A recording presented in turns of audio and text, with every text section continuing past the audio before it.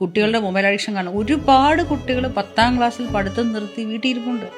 ശരിക്കും സീരിയസ്ലി കൊച്ചിയിൽ തന്നെ ഒരുപാട് കുട്ടികൾ ഡിപ്രഷൻ കാരണവും മൊബൈലിന്റെ അഡിക്ഷൻ കാരണവും സ്കൂളിൽ പോകാൻ പറ്റാതെ, സ്കൂളിൽ നിന്ന് ആ കുട്ടിക്ക് മുമ്പോട്ട് പോകാൻ പറ്റാതെ വീട്ടിൽ പഠനം നിർത്തിയിരിപ്പുണ്ട്. അങ്ങനെയുള്ള കുട്ടികൾ എന്ത് ചെയ്യും? അപ്പം നമ്മൾ കൊച്ചിയിലെ പുതിയ ഡിവിഷനാണ് ടീനേജ് ഡിജിറ്റൽ ഡീറ്റോക്സ് ക്ലിനിക്. അപ്പം അതിൽ ചൈൽഡ് സൈക്കോളജിസ്റ്റുകൾ വളരെ ഇഫക്റ്റീവായിട്ട് ഇന്റർവെൻഷൻസ് ചെയ്യുന്നുണ്ട്. അത് ശരിക്കും പേരൻറ്റും കുട്ടിയും വേണം. മൾട്ടിപ്പിൾ സെഷൻസ് കൊണ്ട് നല്ല രീതിയിൽ വ്യത്യാസങ്ങൾ കുട്ടികളിൽ വരുന്നുണ്ട്. പിന്നെ ബ്രെയിൻ ആൻഡ് മൈൻഡ് സെന്റർ എന്ന് പറഞ്ഞിട്ടൊരു സംഭവമുണ്ട്. അതിൽ കുട്ടികളെ മെന്റർ ചെയ്യുമ്പോൾ ശരിക്കും പറഞ്ഞാൽ ഈ parenting is an art. It's A huge responsibility. It's A huge response. പണ്ട് അത് ഷെയർ ചെയ്യാൻ നമുക്ക് ഗ്രാൻഡ് പേരൻസ് ഉണ്ടായിരുന്നു, വീട്ടിലുള്ളവരുണ്ട്, അതുപോലെ റിലേറ്റീവ്സ് എല്ലാവരും ഷെയർ ചെയ്തിരുന്ന. ഇപ്പം ആരും ഇല്ല.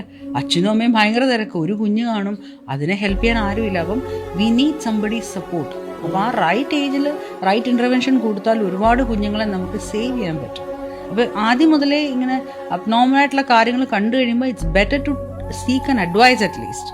എങ്ങനെയാണത് വേഴ്സായി പോകുന്നതിന് മുമ്പ് അതെങ്ങനെ പ്രിവെന്റ് ചെയ്യാം. പ്രിവെന്റീവ് ആണ് ശരിക്കും ഞങ്ങൾ ഉദ്ദേശിക്കുന്നത്. മനസ്സിലായി. അപ്പം അത് നമ്മുടെ കാക്കനാട് ഡിവിഷനിൽ ഓൾറെഡി നമ്മൾ സ്റ്റാർട്ട് ചെയ്തു.